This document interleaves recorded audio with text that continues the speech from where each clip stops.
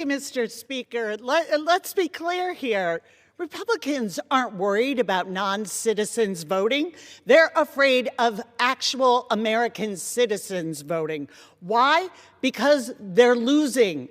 Among women, they're losing by 10 points in the upcoming midterms. Because losing is what happens when you tell people you're going to tackle the high cost of living and you turn around and hike their health care premiums. You hike their grocery costs. Also, billionaires can weasel out of paying their fair share. They're trying to say this is a voter ID bill. That's not what's happening here. Let's just look at a typical mom. You guys must know some working mothers.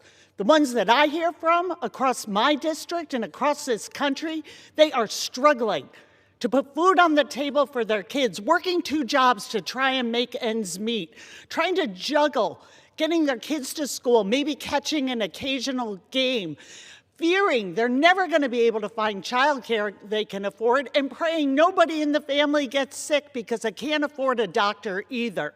And now you're going to say to those women, because they got married and changed their names, they have to go down to a clerk and prove they're citizens, sign affidavits, do this in person.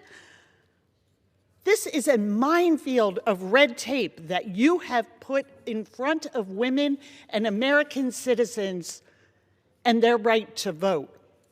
And thanks to the gentlewoman from South Carolina, the so-called champion of women and safe places, this bill will now go into effect immediately, which means primaries that are weeks from now, all of these people are going to be met with the fact they didn't have time or know they had to prove their citizenship.